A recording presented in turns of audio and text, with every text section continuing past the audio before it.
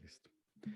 Bueno, entonces, el asunto de la crítica literaria feminista parte de una conjugación de elementos que se moldean y que dan como resultado esta nueva aproximación al análisis, primeramente de la visión sobre el sexo, en el sentido de esta pregunta sobre si es natural o es natural o no es natural determinada vinculación con el término mujer. Y en ese sentido, entonces, cuando se pone en entredicho el término, el concepto como tal, es que se puede leer de diferente manera textos que incluyen tanto a las protagonistas como el vocabulario con el que se asocian. Y esto ocurre justamente en un momento en que los movimientos feministas, en el principio de la década de 1960, están cuestionando las principales bases con las que en Occidente se le ha puesto características específicas a eso de ser mujer. Eh, entonces hay una asociación muy fuerte, decía, entre el asunto de el movimiento feminista, lo que se llama la segunda ola del movimiento feminista, que aparece al inicio de la década de 1960 y tiene momentos álgidos muy importantes, y aparece vinculada con otros fenómenos también demográficos, económicos, políticos y sociales que están ocurriendo en esa década, particularmente la expansión de la educación universitaria en Europa y en los Estados Unidos, pero también en México y en algunos otros países de América Latina. Y el acceso a profesiones nuevas que en el pasado no existían, profesiones que involucraban que la persona tenía que estudiar para poderlas ejercer y no que se heredaban como parte de un gremio al que uno perteneciera. Eso abrió de par en par las puertas de las universidades y se crearon muchísimos campus alrededor del mundo que ampliaron la oferta universitaria y que permitió en algunos espacios que las clases populares pudieran tener acceso a esta educación. Es una década también de cuestionamiento de la cultura patriarcal en el sentido de el vestido y las formas de expresión del lenguaje y eso permite que se desarrollen otro tipo de movimientos como el movimiento hippie por ejemplo, movimientos étnicos como Panteras Negras. Es un momento, la década de 1960, de mucha ebullición en Occidente con respecto a los pilares centrales sobre los que se basaba la idea de la civilización occidental. Y bueno, la década va a terminar con un movimiento muy fuerte de cuestionamiento de la cultura académica tal y como se conocía a partir de las movilizaciones de mayo 68 que luego se extendieron a todo el planeta. Es ese contexto en donde la segunda ola del feminismo hace aparición y el criticismo literario que nos interesa desde el principio explorar está vinculado directamente con lo que plantea esa ola. Sin embargo, como lo hacen algunas de las autoras que ustedes tenían para hoy, las lecturas, eh, digamos, estas preguntas con respecto a eh, los espacios permitidos y no permitidos para las mujeres, las formas en que podían exponerse o no exponerse, han sido, no han aparecido de repente, forman parte de una serie de momentos en los que se han cuestionado también esos roles parte del criticismo literario feminista de la década de 1960 fue poner eso encima de la mesa señalar que no es que ahora apareció un nuevo tipo de cuestionamiento sobre el orden patriarcal con que se mira a las mujeres, sino que han habido en el pasado mujeres que han sido silenciadas, cuyas voces han desaparecido en los textos que escribieron, y también que algunas de ellas escribieran con nombres de hombres para que no fuesen perseguidas, hizo que parte de su identidad tuviera que ser mutilada para exponer sus ideas. Este movimiento feminista entonces parte de la idea esta de que las luchas por una reconceptualización de lo que es ser mujer aparecen desde la época antigua y exploran entonces estas autoras o filósofas o científicas o mujeres que de alguna manera dejaron rastros y evidencias de que habían cuestionado el sentido patriarcal con que las trataban de acomodar dentro de la sociedad occidental. Hay dos textos muy importantes. Uno, digamos que reflejan en parte esta reacción anterior a la década de 1960. El primero es el de la escritora Virginia Woolf, un texto publicado en 1929 y que representa las charlas que ella dio eh, en la Universidad de Chicago y que llevan un título eh, muy intimista con respecto a su contenido. Y en estas charlas que ella escribió de manera muy abierta para una audiencia muy grande, le permitieron a ella cuestionar ya en términos de la sociedad occidental, específicamente inglesa o estadounidense, las formas en que las mujeres eran introducidas dentro de una habitación específica para ser convertidas en las mujeres que esperaba estas sociedades tener. A ella se le debe también muchas frases importantes que vienen en ese texto. Una es esas, ¿verdad? Que si hay algo que se ha discutido a través de la historia, es a la mujer. Y ella trata de mostrar cómo algo que aparentemente está establecido como dado, como natural, realmente al suscitar tantas preguntas y tantas discusiones, esa insistencia de escritores hombres desde la antigüedad a decir qué es una mujer, en dónde está ubicada, cómo se caracteriza, ya muestra un patrón específico de dominio, un interés específico por colocarlas en estos moldes de los cuales no puedan liberarse.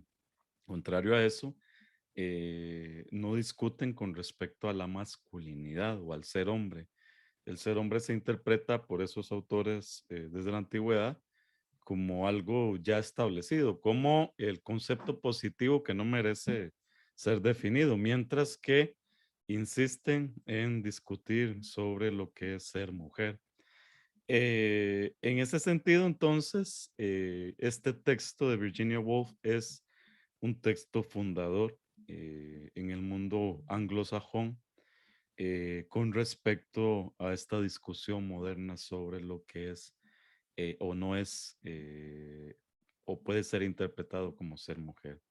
Y el otro elemento que ella menciona de manera enfática es esta idea de que es muy difícil en ese posicionamiento ante esa pregunta de el dominio de el sexo femenino por parte de los hombres.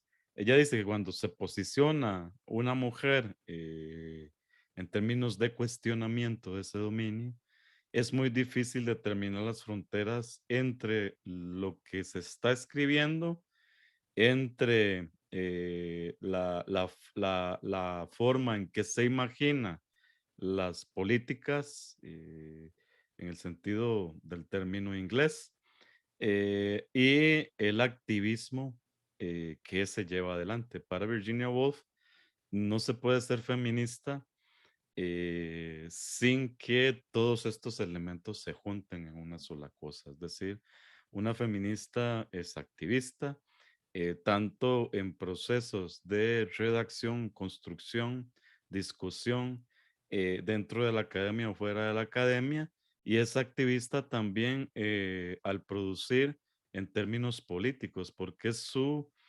producción lo que intenta es cuestionar ese orden específico dado por los hombres y echar abajo ese orden. Ella entonces en parte inaugura esta idea de que el feminismo es activismo en todo sentido y que una feminista debe practicar en su vida cotidiana, en su vida de escritora, ese activismo específico hacia la causa que le interesa. Como recordamos, la primera ola del feminismo era una ola que se interesó por elementos políticos, por el reconocimiento ciudadano de las mujeres y su principal meta fue alcanzar que las mujeres fueran ciudadanas y pudieran votar. Esta segunda ola empieza a cuestionar elementos mucho más estructurales del sistema de dominio masculino. Y parte entonces de eso son estas ideas de Virginia Woolf con respecto a el ser mujer. Dice Carolina, recuerdo que la pareja Chopin tenía un seudónimo masculino, George Sand, y su nombre real era Amantine Rowe. Lucille, ella vestía como hombre en las reuniones sociales.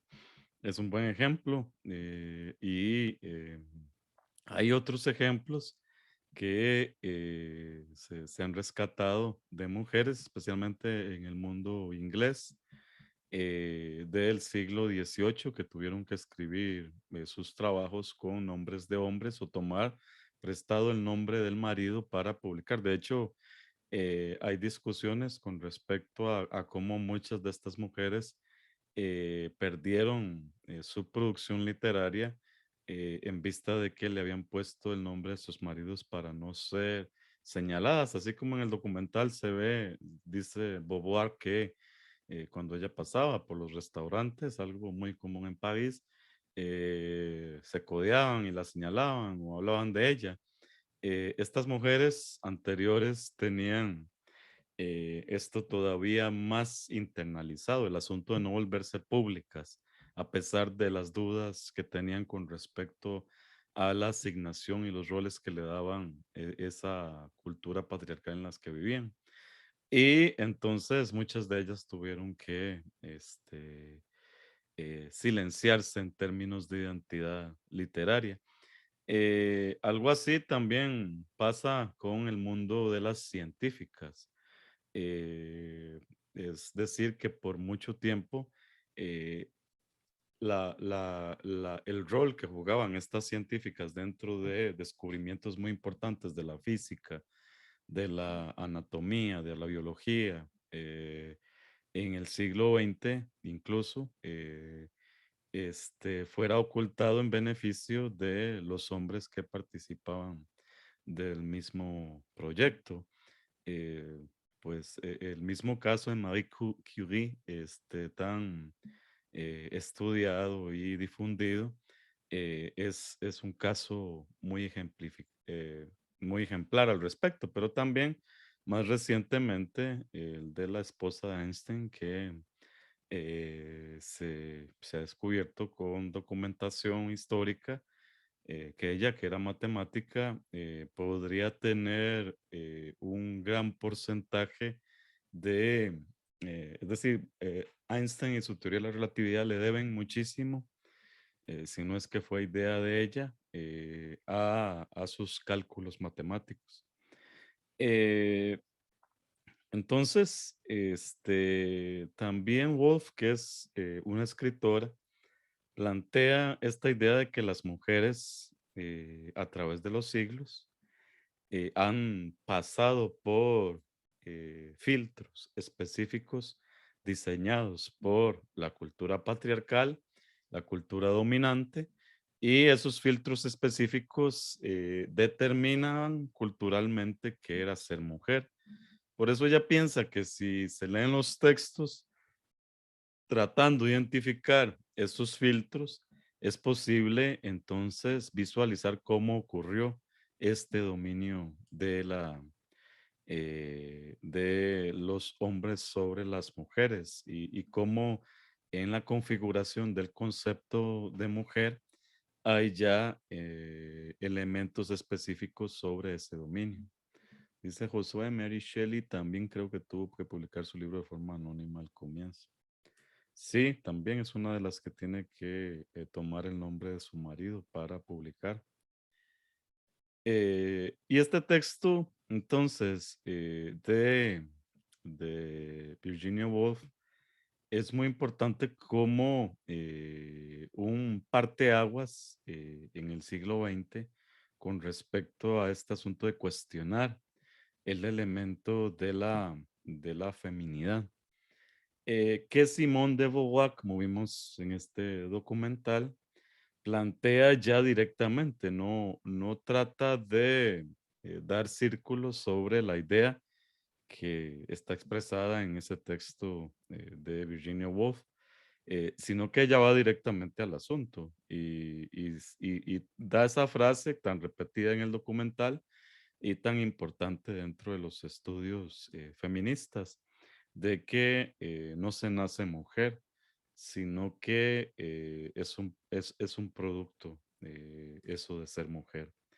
Y una vez que se plantea este elemento tan importante, es que se entra a cuestionar el asunto entonces de si eso que dicen que es mujer realmente es una producción natural o si, como pareciera, ser mujeres ha sido definido por el grupo más interesado en controlarlas, que son los hombres, y por tanto deberíamos preguntarnos desde el principio si esto que practico como ser mujer realmente es ser mujer.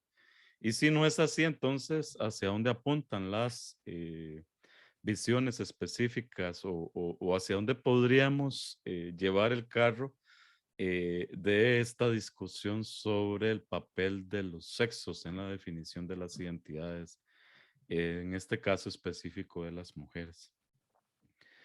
Esta discusión, entonces, que plantea Wolf en 1929 y Beauvoir en 1949, son las discusiones que toman estas feministas de la década de 1960 y tratan de profundizarlas en este entramado de movilizaciones sociales, de cuestionamientos al orden geopolítico internacional, de discusión con respecto a los derechos de las minorías a partir de allí ellas comienzan a tratar de reconceptualizar el término de ser mujer.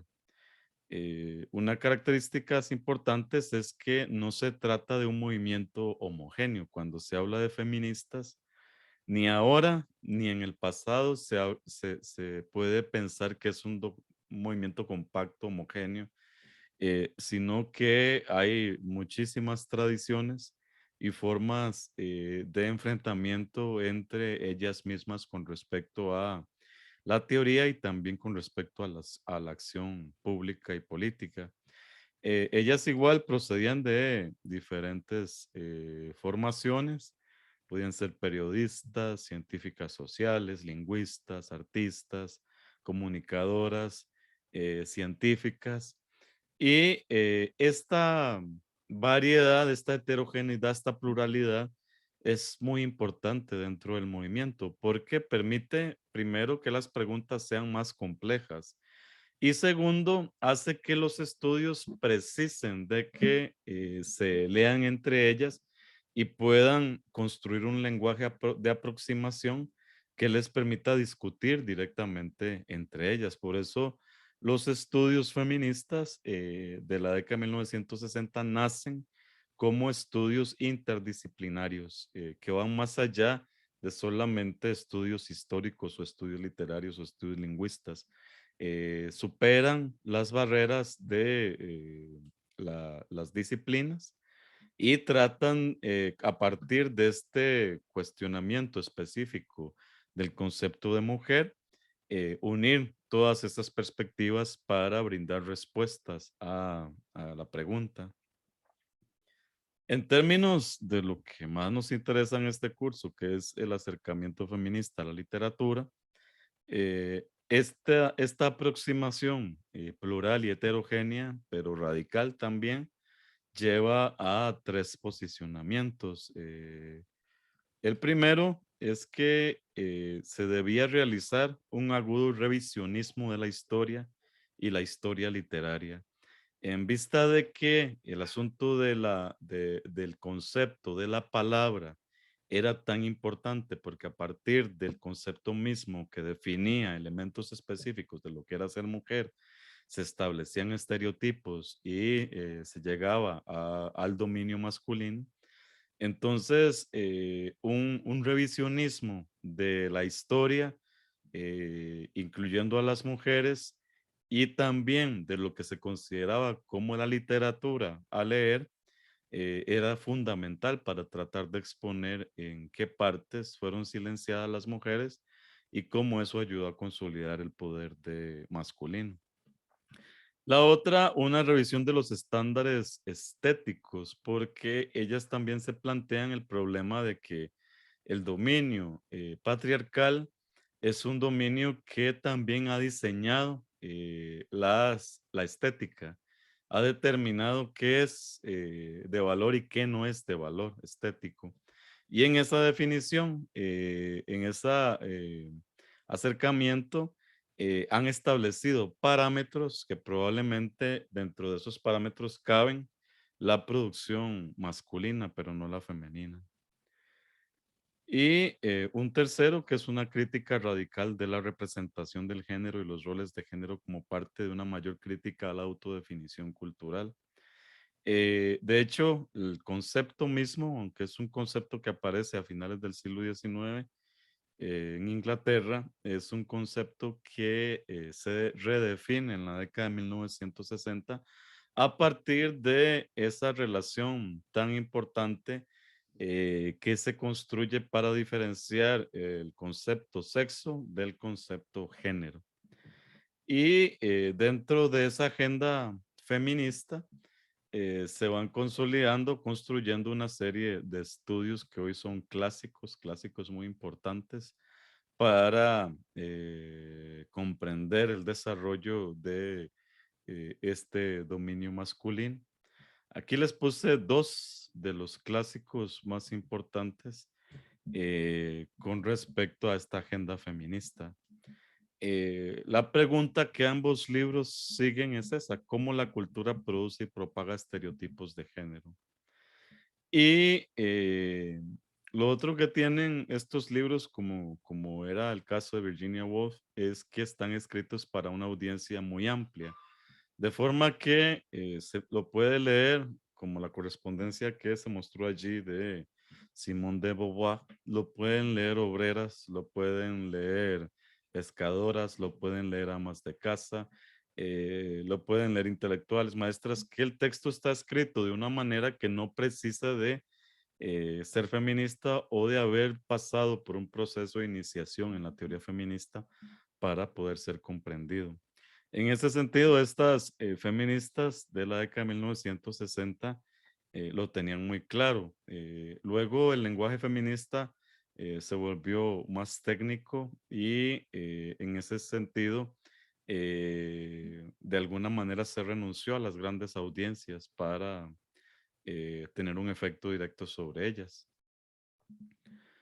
Eh, entonces, por ejemplo, en el caso de Germaine Greer, este asunto que está expresado ya en su título de El eunuco femenino, lleva a la idea de que históricamente se le ha mutilado a la mujer muchas partes en el proceso de producción literaria que se refiere a ellas.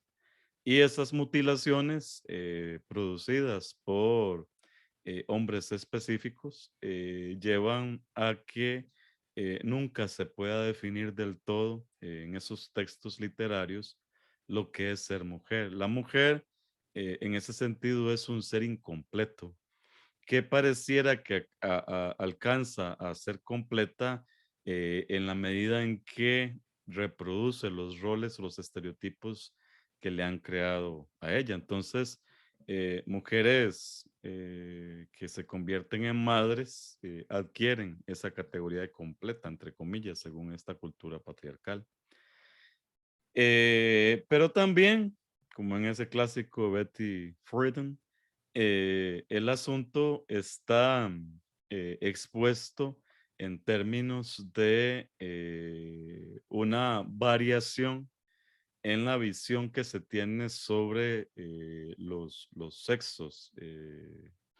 Ella está probando que esto no es una cuestión de biología, sino cultural, por eso utilizar el término género, pero del principio se aproximan a partir de la idea de sexo para luego cuestionar esa idea y pasarse a la discusión del género.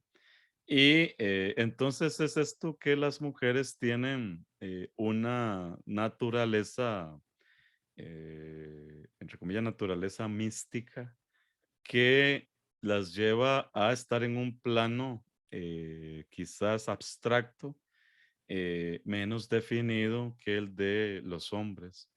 Y ella encuentra que eso es otro tipo de fabricación de discurso de género que le asigna a las mujeres históricamente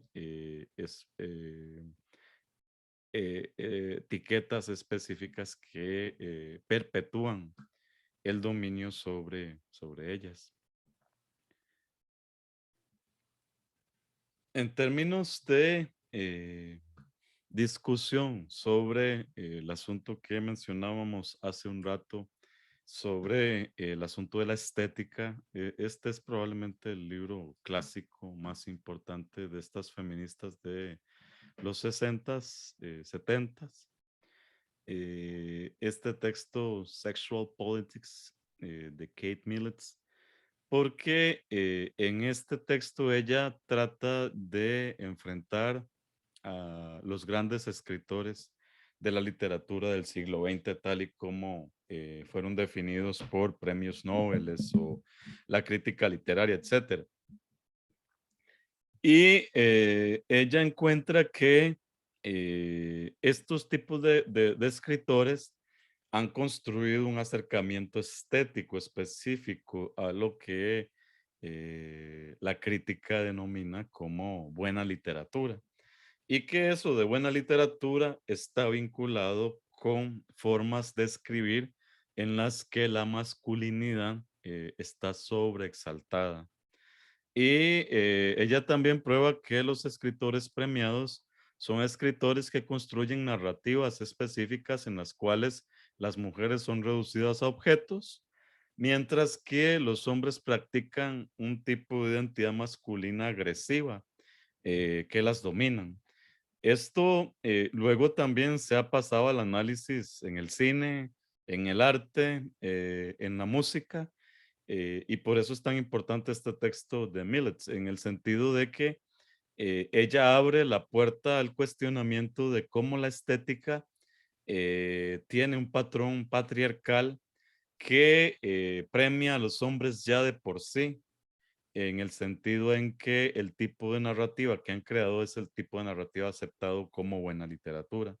Mientras que en el caso de las escritoras mujeres, son dejadas de lado o bien cuestionadas o bien vistas como practicantes de géneros menores porque el tipo de literatura que desarrollan, por ejemplo, un tipo de literatura introspectivista, muy subjetivista, de análisis de la psique, etcétera.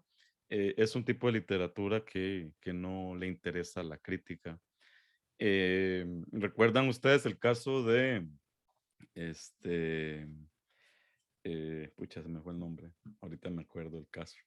Decía así, de estar pensando en la obra. De varias escritoras, en este caso específico, puedo plantear a Yolanda Oriamuno.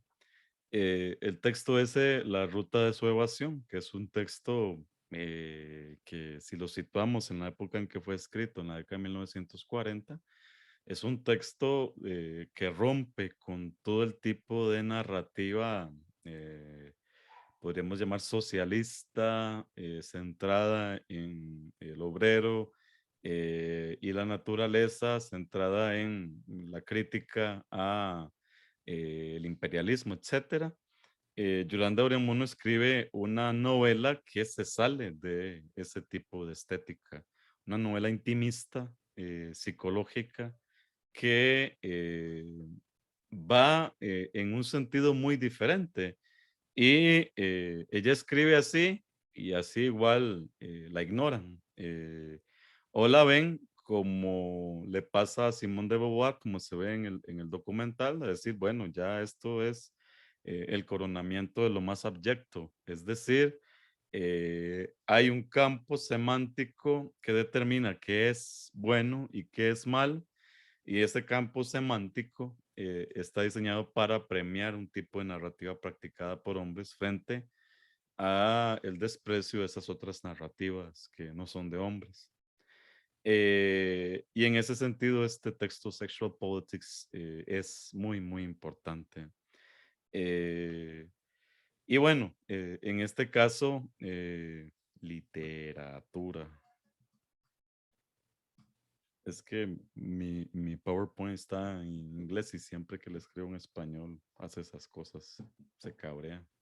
Es bien racista ese PowerPoint. Em, entonces, bueno, ese texto es muy importante. El otro asunto que exploran las feministas es cómo las mujeres han sido, en términos literarios, también representadas como chifladas o locas. Y un texto fundador es ese trabajo de Sandra Gilbert y Susan Gabbard, de Mad Woman in the Attic. Es un trabajo en el que ellas, utilizando la aproximación inicial que hizo Foucault sobre la locura, ella- ellas tratan de explorar la literatura hecha por mujeres escritoras durante lo que se llama la era victoriana en el siglo XIX. Y exploran muchas novelas de esa época. Dice Carolina que es un excelente libro, estoy completamente de acuerdo. Muy recomendado si no lo han leído, y si lo han leído, pues enhorabuena. Ellas muestran cómo estas escritoras del siglo XIX tratan de enfrentar esta disociación que tienen con respecto a ellas mismas, esta tremenda duda que les corroe, que es que ellas no calzan dentro de los estereotipos de mujer, no se sienten a gusto dentro de ese estereotipo de mujer, no están pensando en tener mayoría de edad para casarse o para ser ama de casa o para ser madres. Y aún así llevan adelante el proceso de este estereotipo. Y para tratar de enfrentar la angustia que produce esta disociación entre lo que ellas sienten y lo que hacen, escriben. Y en esos textos se repiten muchísimo elementos que están expresando esa angustia contradictoria que tienen estas escritoras. Y ellas encuentran que el recurso de las heroínas que están locas o que están a punto de volverse locas, que aparece dentro de esas novelas, es el recurso más importante de estas mujeres. Es decir, romper con los estereotipos femeninos históricamente eh, significaba para muchas mujeres ser consideradas como dementes y ser encerradas en hospitales psiquiátricos para que fuesen curadas por no querer ser mujeres. Algo así. Luego, los estudios de Foucault también sobre el sexo señalan también para la homosexualidad u otro tipo de prácticas sexuales que se salen de lo establecido por el sistema patriarcal homonormativo. Entonces, esta visión de la escritora loca, perdón, de la heroína loca, es un tipo de forma de salirse de estos estereotipos y hacerlo en términos de ficción para que pueda llevarse hasta su máxima expresión. Pero bueno, el asunto de que efectivamente siempre estaban las instituciones de control que llevaban a que las mujeres fuesen controladas, disciplinadas, curadas o bien internadas por romper el molde en el que se les había puesto, está muy bien expresado en estas novelas. Valdría la pena, aunque en Costa Rica se han hecho estudios sobre la locura en términos literarios, valdría la pena hacer una aproximación desde este tipo de marco analítico con algunas de esas producciones literarias de mujeres que cuestionaban los roles de sexo o de género en Costa Rica desde principios del siglo XX.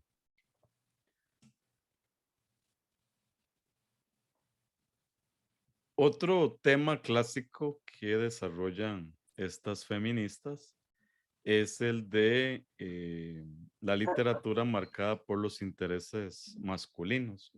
Es decir, incluso hasta hoy, eso, como decían las mujeres estas del documental, eh, es decir, no es que es esto que ellas cuestionaron en los sesentas y que pensaban que en su lucha política iba a transformar la sociedad entera y que probablemente en unos décadas la mujer iba a tener una liberación total, esto realmente no se ha cuajado tal y como se imaginó, porque el dominio patriarcal es tremendamente fuerte y porque está inserto dentro de una serie de instituciones formales, como diría Carolina en una clase hace unas semanas, que vuelven que la reproducción siga ocurriendo y vuelven más difícil las transformaciones. Entonces, instituciones no solo eclesiásticas, sino instituciones como el sistema educativo reproducen estos patrones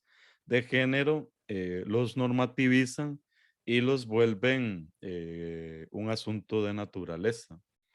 Eh, Dentro de esas luchas es esta idea de que solo los hombres han producido escritura, solo los hombres han producido ciencia, solo los hombres han producido ingeniería, solo los hombres son héroes, solo los hombres, etcétera. Y muchas de estas escritoras tratan de desarrollar biografías o rescatar trabajos producidos por mujeres en el pasado que permita que las visibilicen y incluso que permita que entren dentro de la crítica literaria, porque a ellas mismas se les había sacado de esa crítica. Se vuelven entonces muy comunes estos libros de escritoras mujeres que también en Costa Rica se han editado mucho y que llevan fundamentalmente esta idea de visibilizar las mujeres que escribieron en el pasado. Otro asunto dentro de esta crítica literaria feminista muy importante es el de el lenguaje masculinizado, que hasta hoy, como sabemos, es una lucha feminista a la que ahora han ingresado también las discusiones sobre la sexualidad y la identidad sexual, que son discusiones que nacen también de esta discusión feminista de los 60, 70.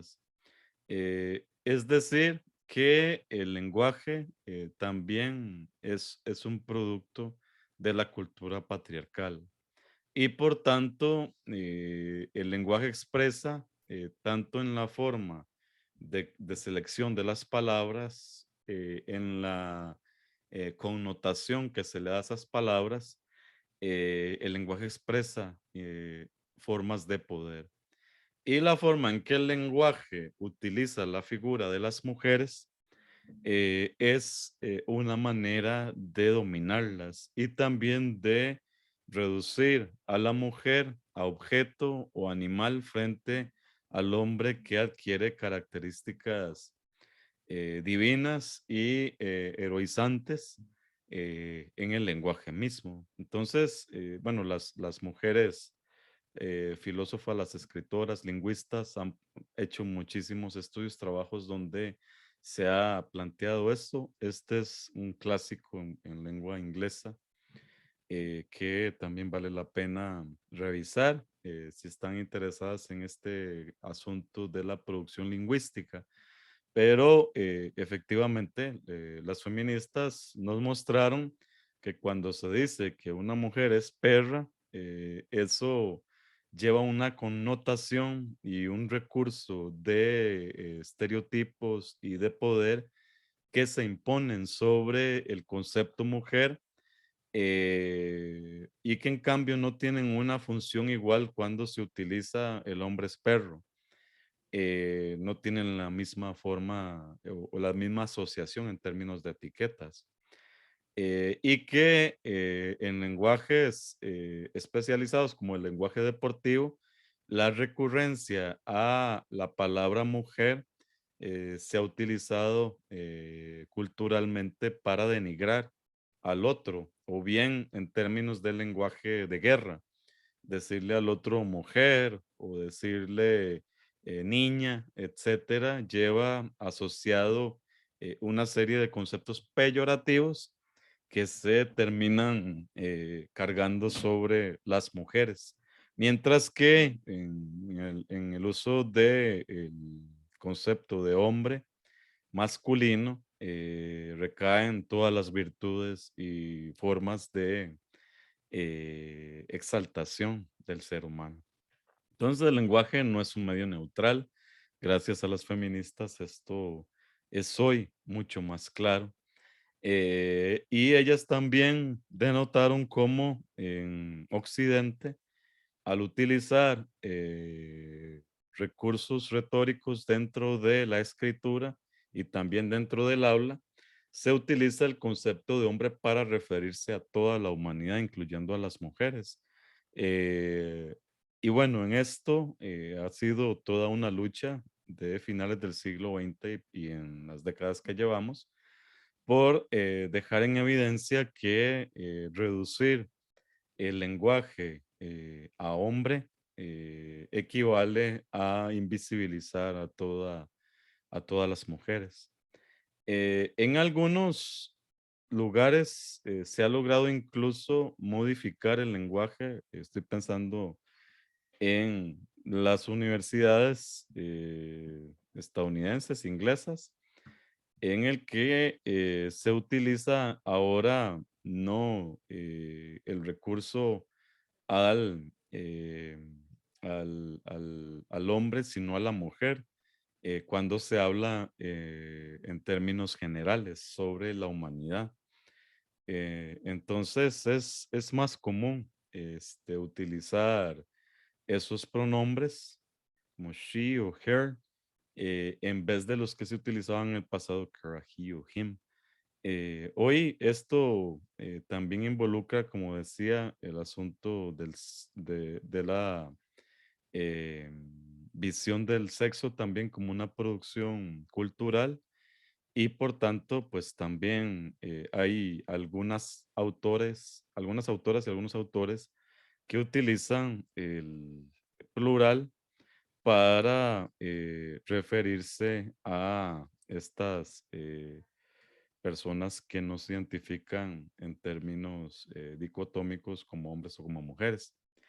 Pero este asunto del reconocimiento de las mujeres en términos de lenguaje inclusivo, me parece que es una de las grandes conquistas que logra el movimiento feminista internacional en la segunda mitad del siglo XX y que hoy debería estar naturalizado este tipo de forma de hablar, por lo menos. Sé que en términos de escritura siempre hay una tendencia muy academicista a tratar de evitar el lenguaje inclusivo, pero realmente creo que en la vida cotidiana se avanzó muchísimo gracias a esta discusión feminista.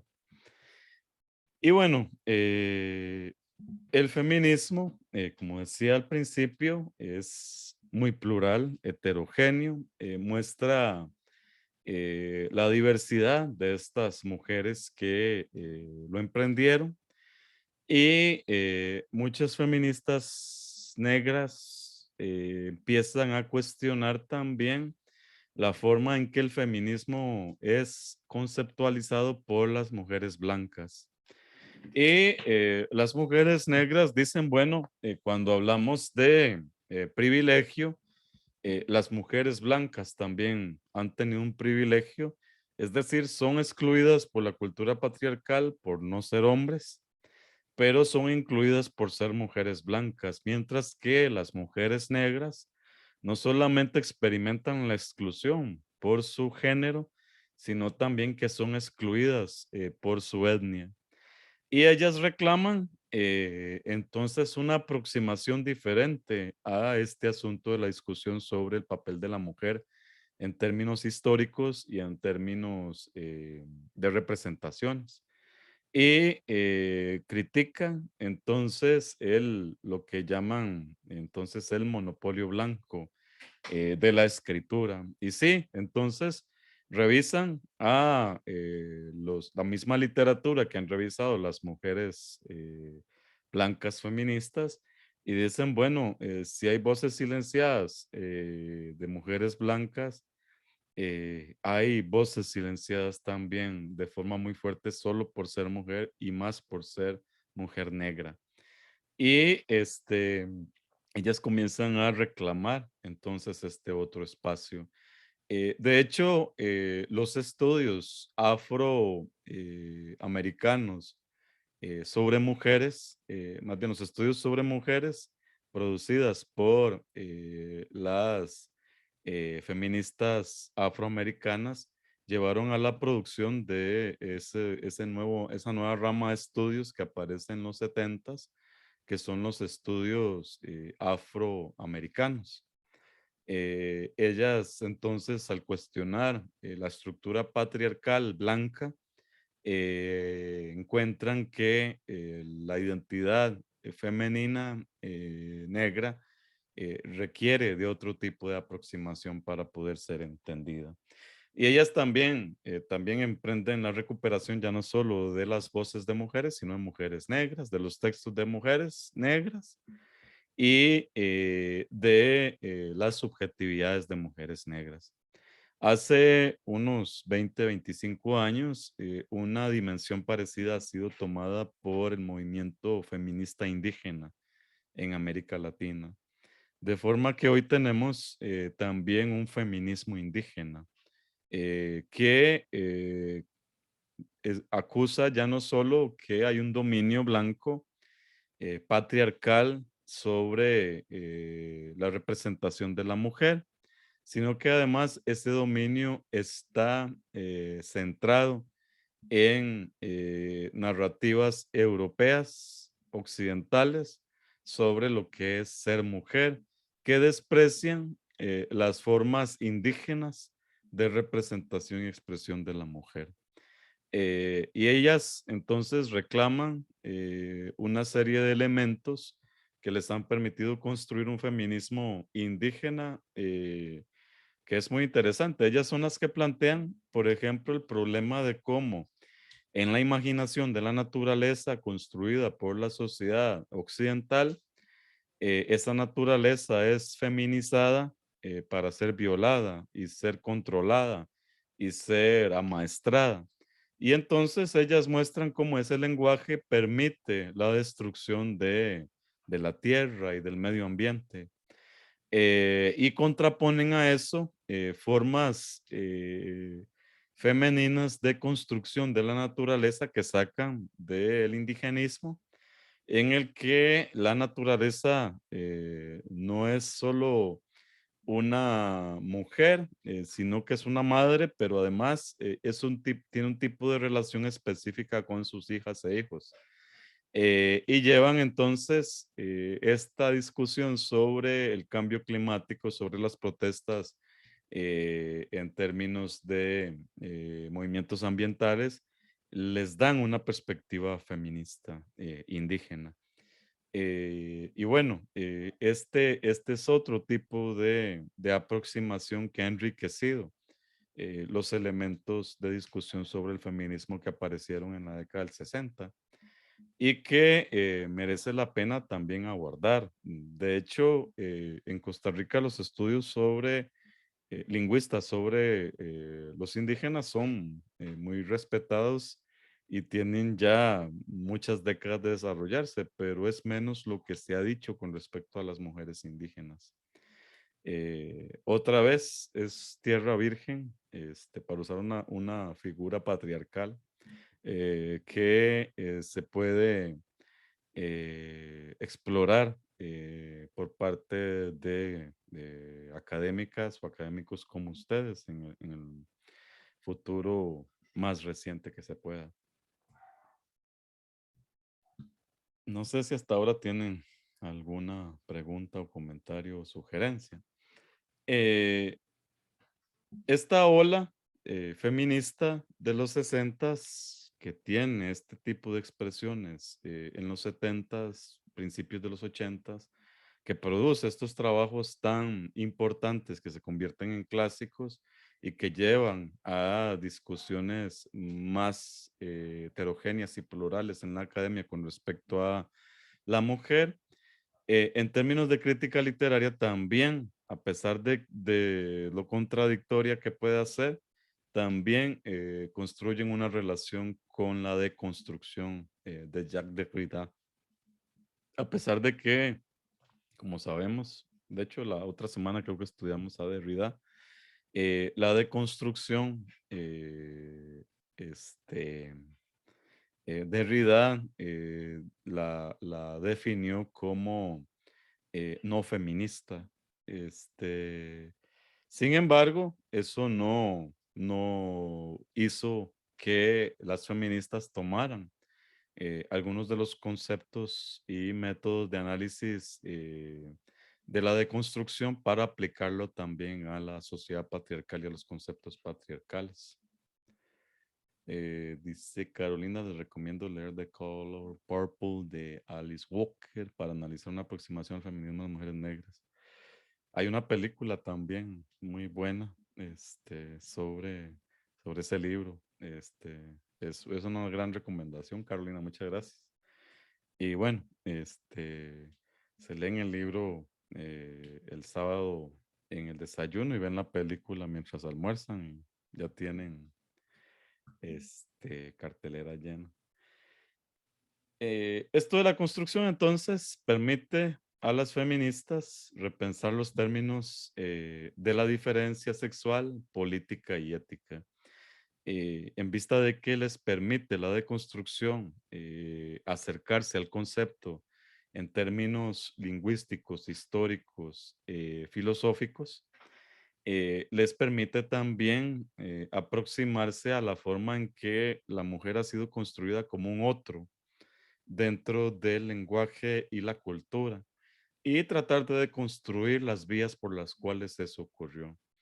De forma que enfatizan la indeterminación, la interpretación abierta y la importancia de la diferencia.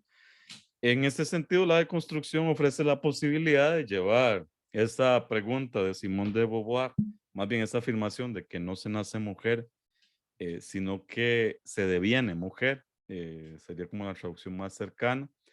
eh, Se deviene mujer. La deconstrucción permite decir, bueno, efectivamente. Y entonces, al tratar de deconstruir el concepto de mujer, se encuentra con una indeterminación de qué es ser mujer. Y por tanto, la interpretación queda abierta. No hay una forma de ser mujer, sino que es un proceso que depende de patrones culturales que triunfan en el proceso de producción de ese concepto. Y por tanto es posible deconstruir el concepto para reconstruirlo y reconstruirlo de forma que sirva para echar abajo la cultura patriarcal. En el campo literario es un campo abierto al análisis de la deconstrucción en torno a la forma en que la mujer es construida. Pero algo muy importante también que ofrece la deconstrucción, entonces es que si la mujer es un concepto, es decir, no es una condición biológica. Si la mujer como producto es un producto cultural, no un producto biológico, quiere decir que es posible de construir la relación entre el concepto y la biología, de forma que se ponga en entredicho que en términos biológicos exista una mujer eh, natural. No sería entonces la mujer algo natural, sino un producto cultural. Y al deconstruirlo, entonces se deja evidencia de que la naturaleza no es la que define a la mujer, sino al revés, son las expresiones de género las que producen lo que es ser natural. Y al quedar así abierta la discusión sobre qué es ser mujer, quedan abiertas las posibilidades y ya no son reducidas a un concepto cultural espurio. Es muy interesante eso que plantean algunas feministas que hacen de construcción, de que el concepto mujer es un campo semántico de lucha, está en guerra abierta. Las mujeres deben disputar en ese campo semántico los conceptos plurales de mujer que les permitan ser lo que ellas quieren ser. En términos históricos, entonces, la deconstrucción permite dar un salto hacia un feminismo más profundo con respecto al que habíamos visto de los 60s y 70s. Y este salto se puede ver en estos dos textos que hoy también son clásicos, pero que aparecen a finales de los 80s, principios de los 90s. Este texto brillante de Joan Scott, Gender and the Politics of History, ella es una historiadora que utilizando estas discusiones específicas de la deconstrucción, dice, bueno, sí, la mujer es un producto cultural y este concepto patriarcal es un producto cultural, entonces es un producto histórico. Y si es un producto histórico, podemos seguirle la pista cómo se produjo y las variaciones que ha tenido. Y a seguir esa pista podemos encontrar que esta producción es artificial. Y en tanto la probamos que es artificial, podemos resituar el género como un concepto que está asociado a otros conceptos. Para ella, los conceptos de raza y clase social. Es decir, que históricamente no es que se ha producido un solo concepto de mujer, son muchos, pero también esos conceptos están determinados por la etnia y por la clase social a la que se está co- eh, atada. Este texto de John Scott fue muy importante para los estudios históricos de la historia de género y la historia de las mujeres, porque a partir de, por ejemplo, este posicionamiento de raza y clase social, muchas historiadoras latinoamericanas entraron a revisar nuevamente fuentes coloniales que se habían revisado desde el pasado y a leerlas diferente. Y se dan cuenta, por ejemplo, que esta idea del matrimonio como institución sagrada es una idea que practicaban las mujeres de élite, pero no era algo que se practicara popularmente. Es decir, que la mayoría de las mujeres pobres, la mayoría de las mujeres no se casaban ni mencionaban el matrimonio como una institución importante. Eso era solamente para las mujeres de élite. Y luego de que las mujeres no entraban en los espacios públicos, eso también era para mujeres de élite, porque las mujeres de las clases populares tenían que trabajar y siempre han tenido que trabajar. Han tenido que estar en espacios públicos no acompañadas por chaperones, sino ellas en esos espacios. Y entonces esto cambia definitivamente las visiones sobre la historia de las mujeres. Las mujeres entonces no es que respondan solo a un tipo de discurso normativo, sino que en términos de clase social eso afecta más a unas mujeres que tratan de salvar el honor. El honor es otro concepto que se estudia mucho en los estudios coloniales latinoamericanos. Y este asuntos vinculados con el honor, como estar casada o, por ejemplo, las relaciones sexuales. La virginidad no era un elemento eh, valorado por las clases populares. No era realmente un concepto importante para ellas, aunque lo fuera para las mujeres de élite. De hecho, los estudios basados en Joan Scott para América Latina han probado que esta idea de la virginidad, de la contemplación del matrimonio, de la reproducción de la imagen de la Virgen María, etcétera, apareció en América Latina hasta finales del siglo XIX y se consolidó en el principios del siglo XX, cuando fueron metidas dentro de esa órbita las mujeres de las clases populares. Eh, en ese sentido, entonces, es posible que las mujeres, por ejemplo, en el siglo XVI, XVII, tuvieran mucha más libertad que las mujeres de la primera mitad del siglo XX en América Latina.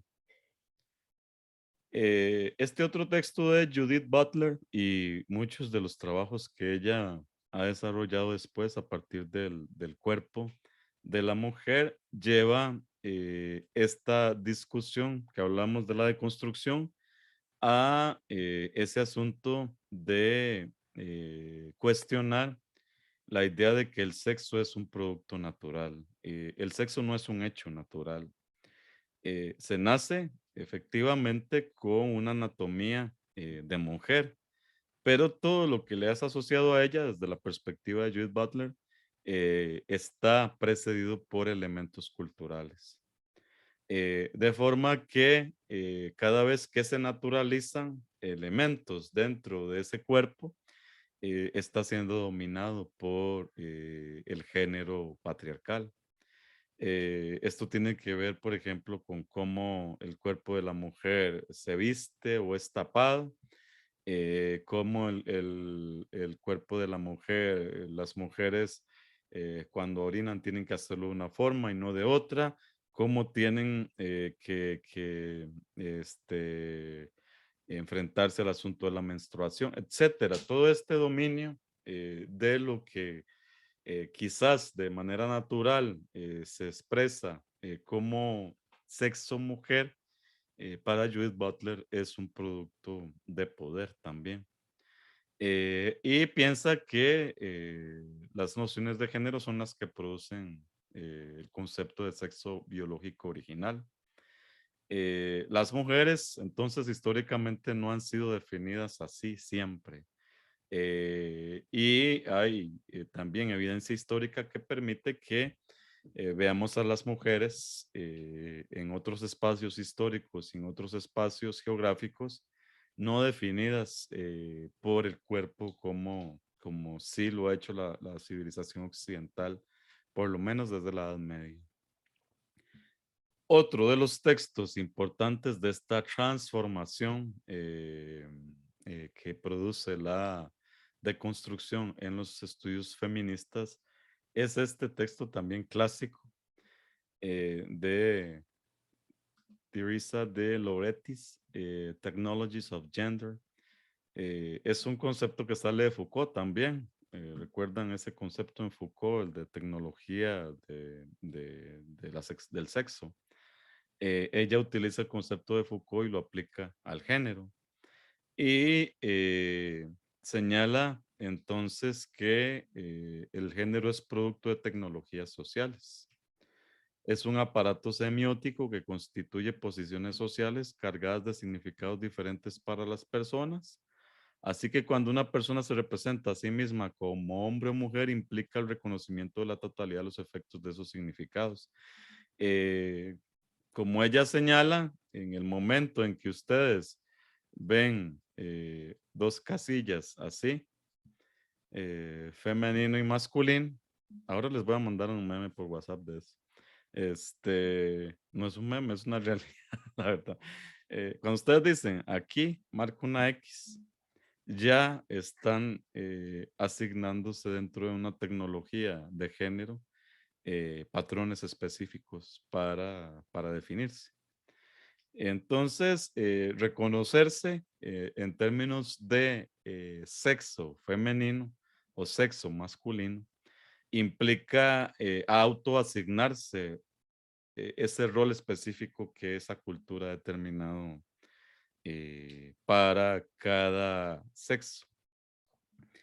Dice que el sujeto generalizado solo existe, esta es una traducción del inglés al español, eso en gender. Generalizado suena muy raro, yo sé, pero no hay otra manera, no sé si a ustedes que son expertas les ocurre, de decirlo. El sujeto generalizado solo existe dentro del discurso. Es decir, que si nos podemos zafar de ese discurso, esa construcción se cae. Dado que el género no está nunca dado, es necesario un incesante proceso de interpelación, actuación, ejecución del género para que éste mantenga la apariencia de ser coherente. El género, como es un producto del